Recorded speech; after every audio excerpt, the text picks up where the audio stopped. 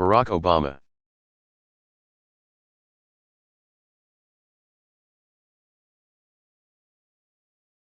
Address to the American Nurses Association.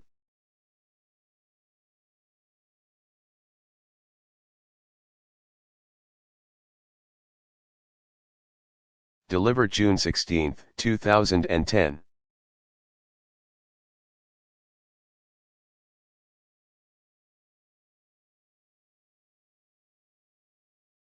Hello, everybody.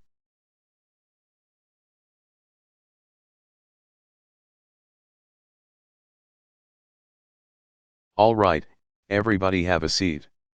I got a lot to say here. First of all,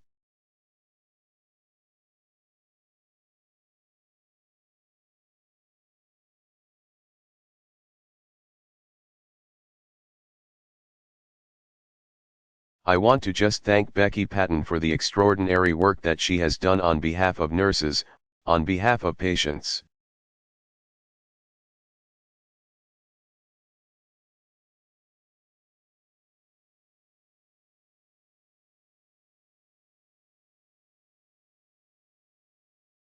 On behalf of the country.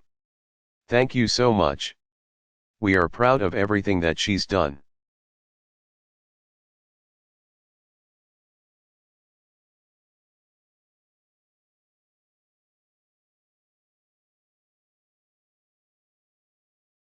And her mom is in the house, so, thanks, Mom. Good job.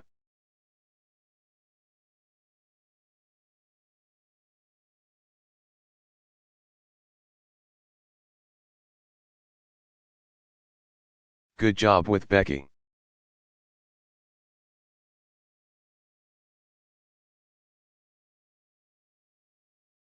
I want to thank Marla Weston, the CEO of the American Nurses Association.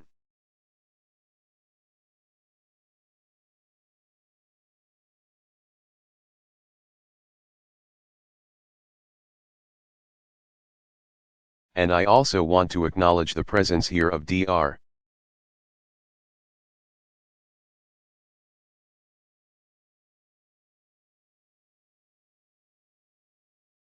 Mary Wakefield, who is our for those of you who are not familiar.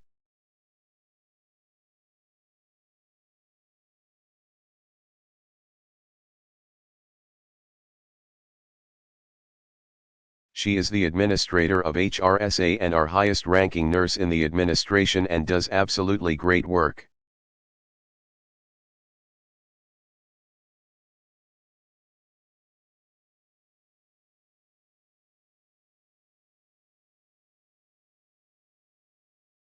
Now, I want to tell you, it is an honor to speak to the Anna.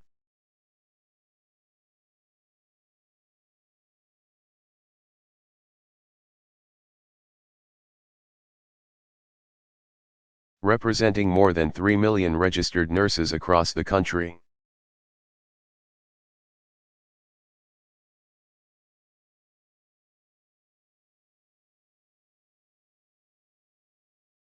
Part of the reason I'm here is because I promised I was going to come.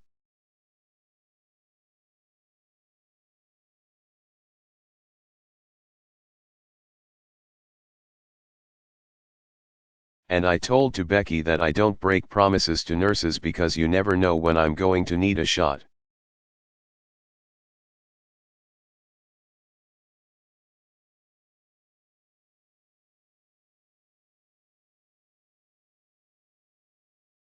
And I don't want them working that needle all kind of I can't find a vein.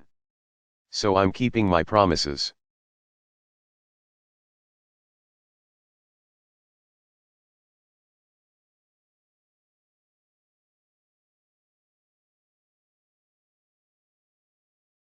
But it's not just out of fear.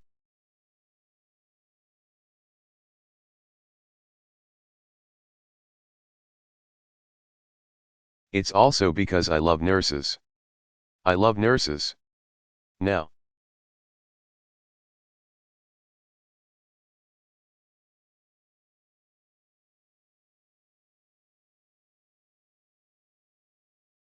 I'm not just saying that because I'm talking to a room full of nurses.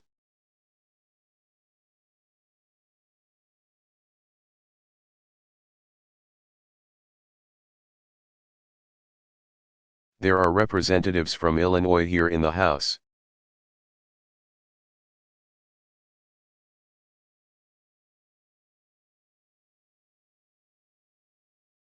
And they will testify I loved nurses before I got to Washington.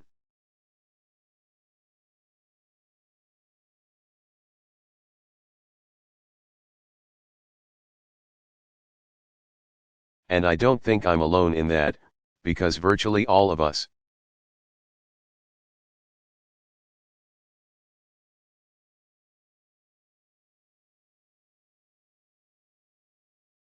At one time or another in our lives, have known the care and the skill that you offer.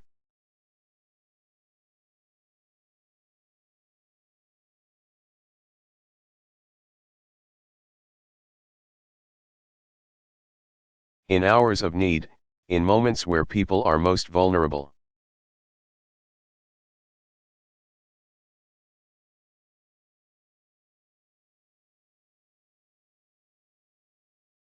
Most worried, nurses are there, doing difficult and life-saving work.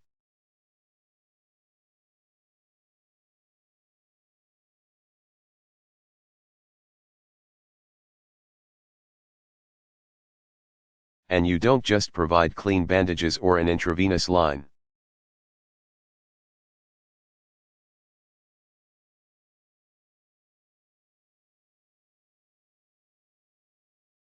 A nurse will hold your hand sometime, or offer a voice of calm.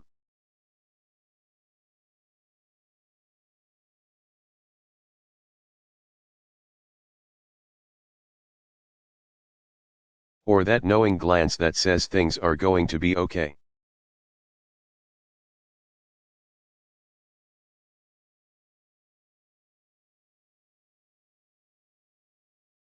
And when Malia was born, I remember vividly the nurses who took care of Michelle and our new baby.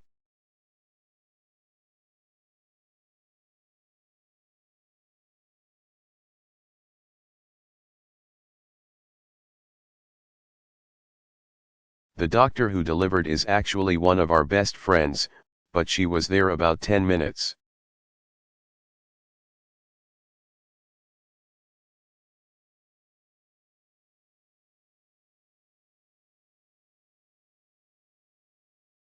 And the nurse was there the whole time tending to this new family of ours. That was a happy day. Now,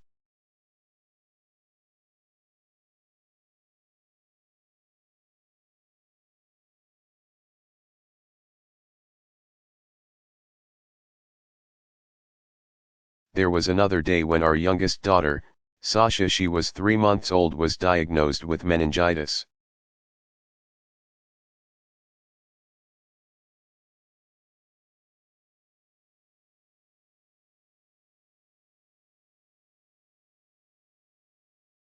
And it was nurses who walked us through what was happening, and who, along with the doctors,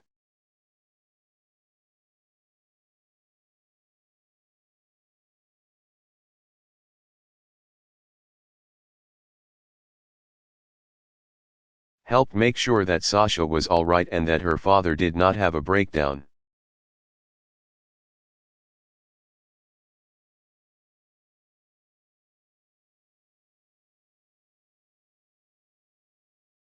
So, as a father, as a husband, I will forever be in debt to the women and men of your profession.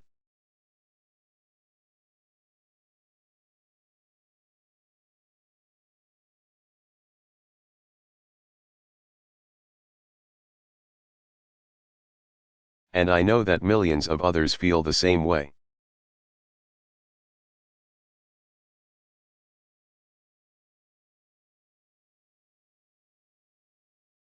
America's nurses are the beating heart of our medical system.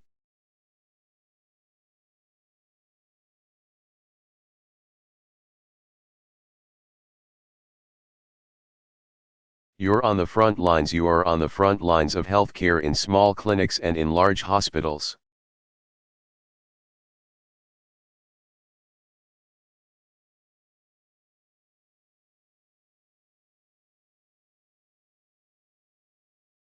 In rural towns and in big cities, all across America.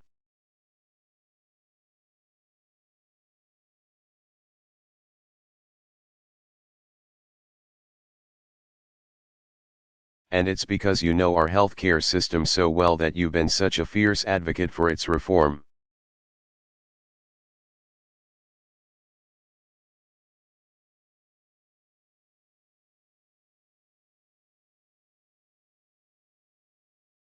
Because after all, you care for patients who end up in the emergency room, or in surgery.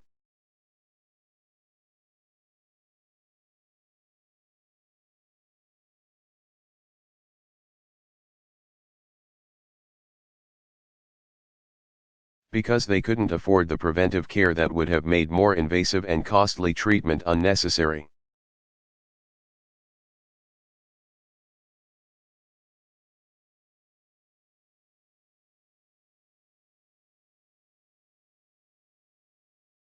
You are asked not only to take care of patients, you've got to navigate a tangle of rules.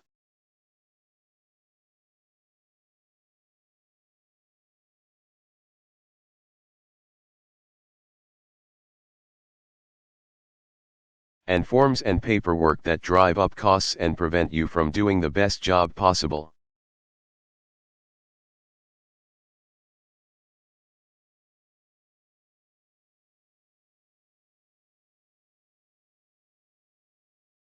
You're the ones who see the terror in a parent's eyes when an insurance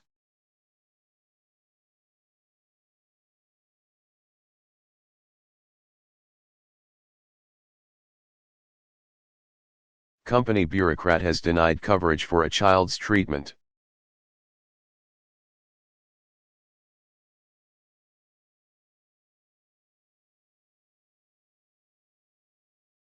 And you're the ones who have to comfort people who are racked with worry not only about getting better,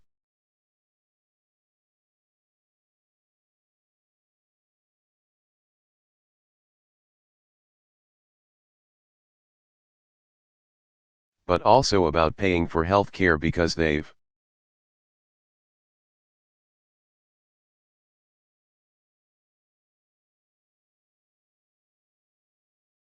hit a cap on benefits or their insurance doesn't cover a pre-existing condition.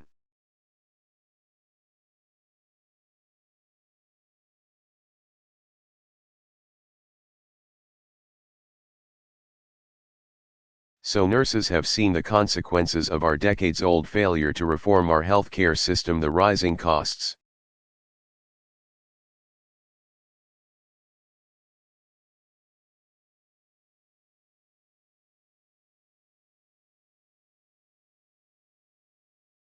the increased uninsured, the mixed-up incentives, the overburdened providers.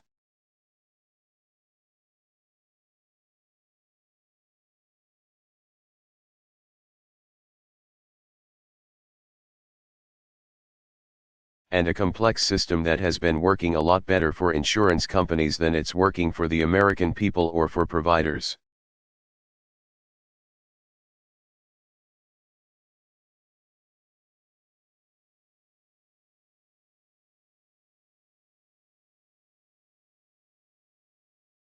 And that's why, almost a year ago, nurses from across the country came to the White House to help make the case.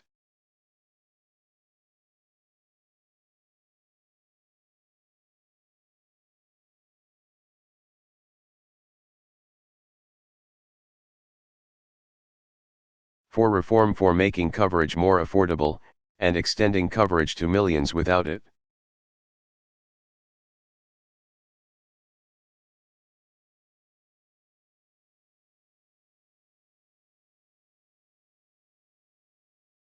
For giving doctors and nurses more freedom to help their patients, for providing families and small businesses with more control over their health insurance.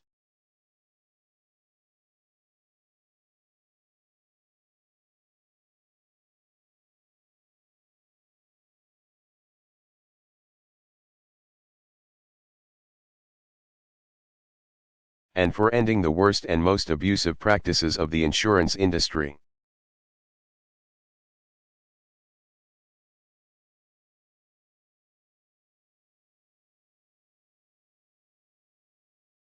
And after a long and tough fight, we succeeded. Yes, we did, in passing healthcare reform.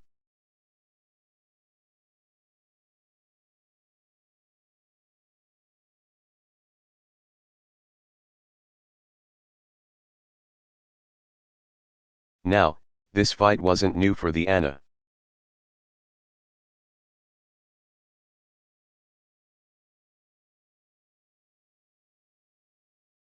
I understand you were one of the only major healthcare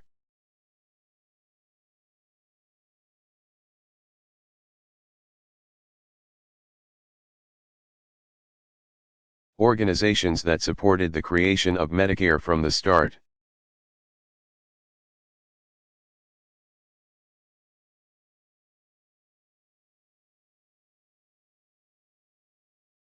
And I want to recognize one of your leaders, Joe Eleanor Elliott of Colorado.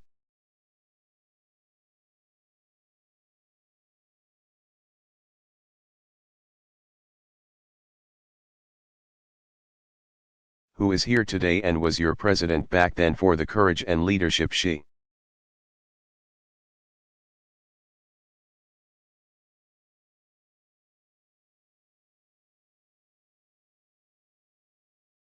showed. Where is she? There you are, right there. Give her a big round of applause.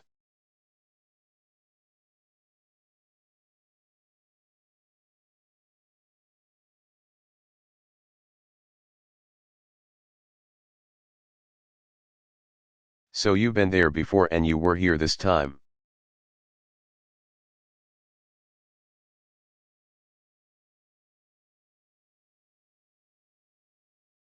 And I want to thank the Anna for advocating for healthcare reform.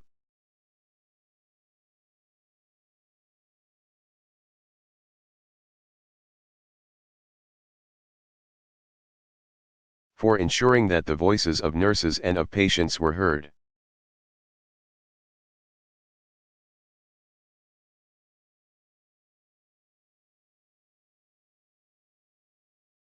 Now, already, we're seeing the start of a profound shift as reforms begin to take effect.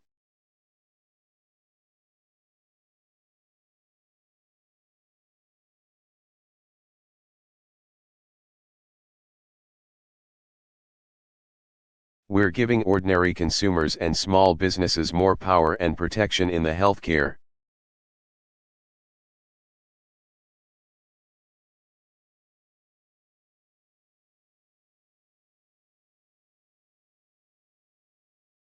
System, and we're knocking down barriers that stand between you and the people who you care for.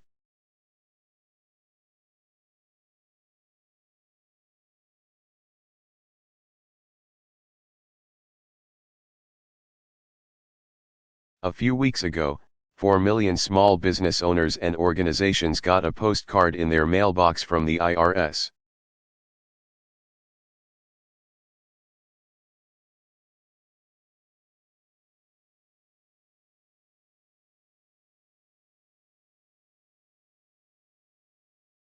Now, usually that's not good news. But this time it was, because it told them that they could be eligible for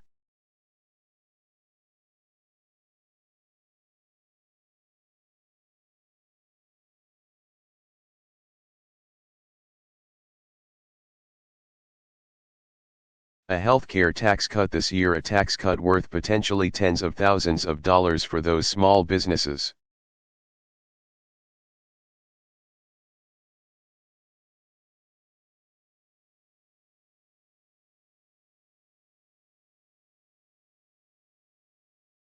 A tax cut that will help millions to provide coverage to their employees. That's happening now.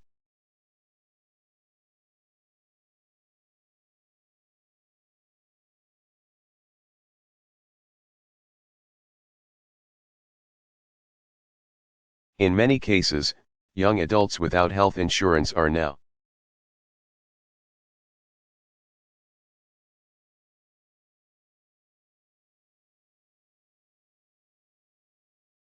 able to stay on their parents' plan until they're 26 years old.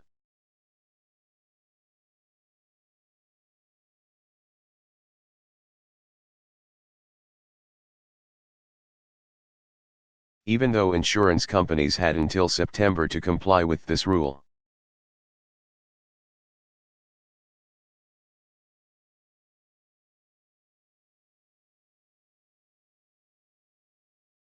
We asked them to do so immediately to avoid coverage gaps for young adults, and most have agreed.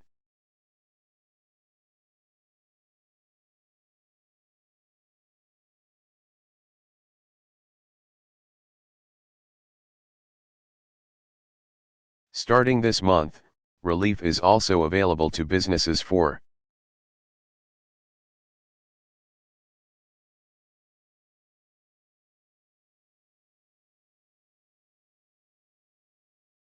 providing coverage to retirees who are not yet eligible for Medicare,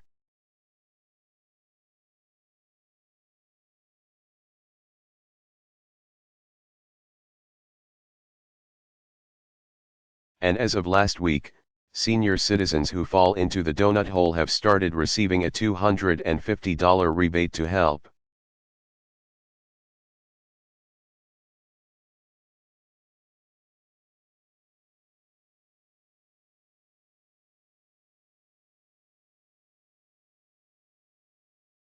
Them afford their medication, and we're going to keep on going until we close that donut hole completely.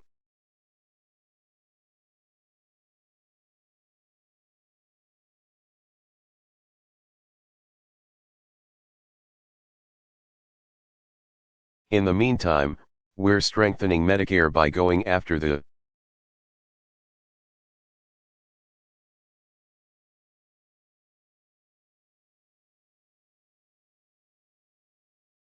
billions of dollars in waste and fraud and abuse in the system.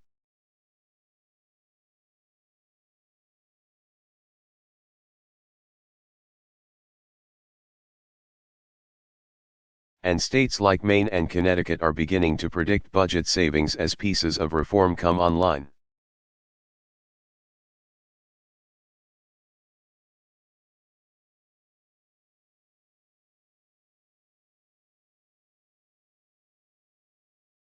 So we've begun making coverage more affordable.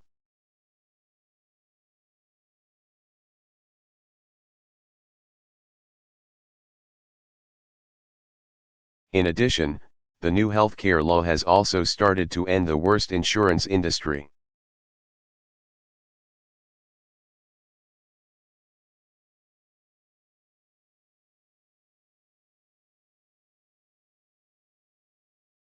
Practices. You know them. For too long, we've been held hostage to an industry that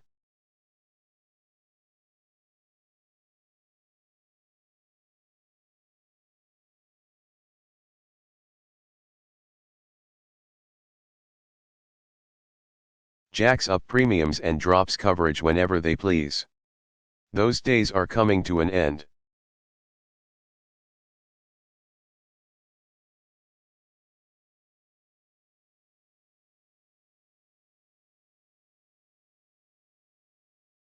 So after my administration demanded that a large insurance company justify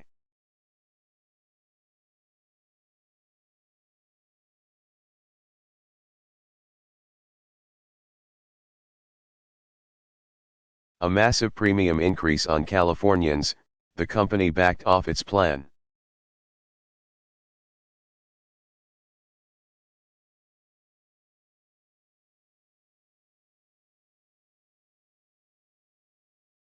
My Secretary of Health and Human Services, Kathleen Sebelius, has urged states to investigate other rate hikes.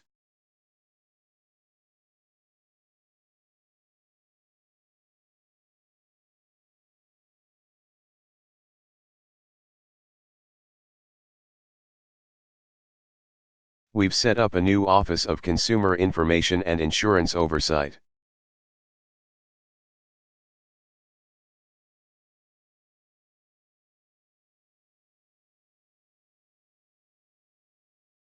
And will provide grants to states running the best oversight.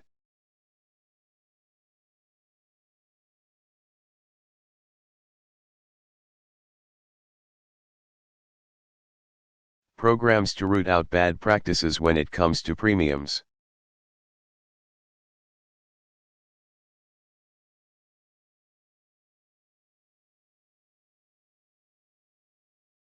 Now, as of September, the new healthcare law prohibits insurance companies from dropping people's coverage when they get sick.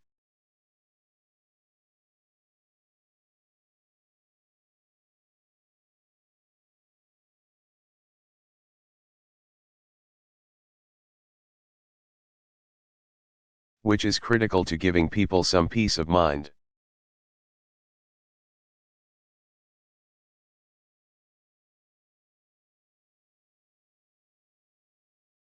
But when news reports indicated that an insurance company was dropping the coverage of women diagnosed with breast cancer,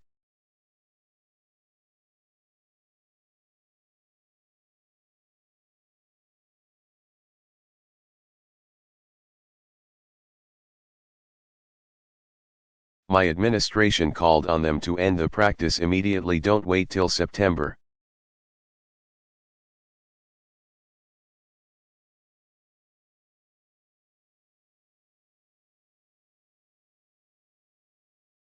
And soon after, the entire industry announced that it would comply with the new law early and stop this.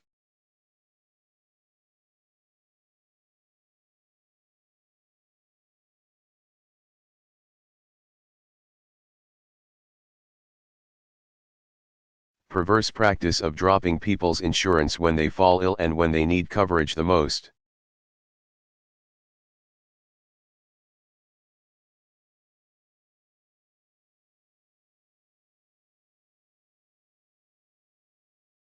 Some were also questioning whether insurance companies could find a loophole in the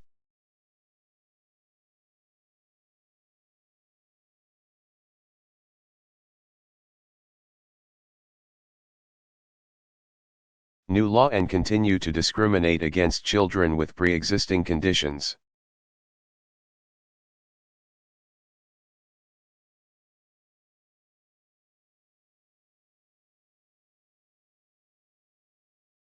So we called on insurance companies to step up, provide coverage to our most vulnerable Americans.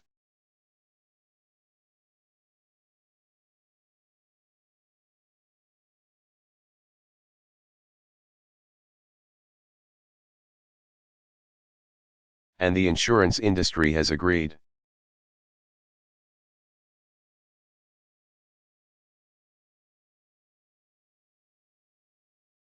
In just 2 weeks, Americans denied coverage because of pre-existing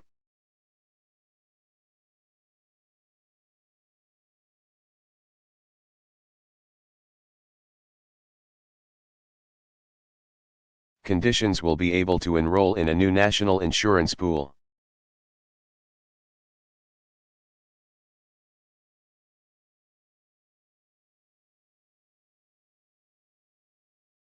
And for states that opt to run their own pools using funds from the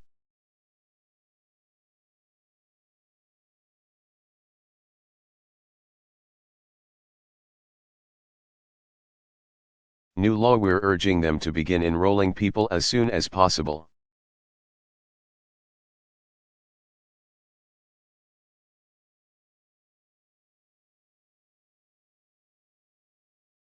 And these pools are going to provide some short-term relief, but they're temporary.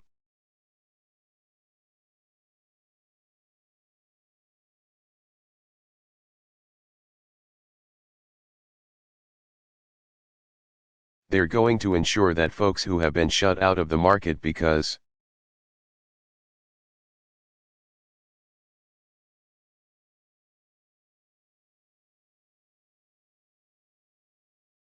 they've been sick can access more affordable insurance starting right away.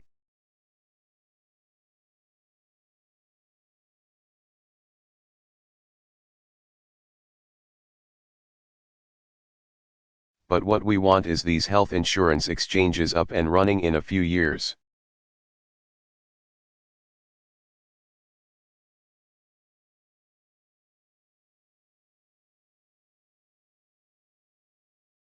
So that, at that point, this kind of discrimination will finally be banned forever.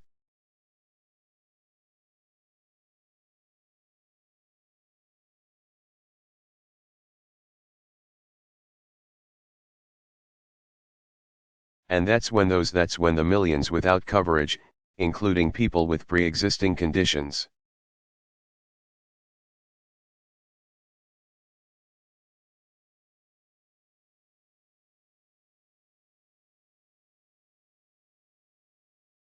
will have the access to the same types of insurance plans that members of Congress get.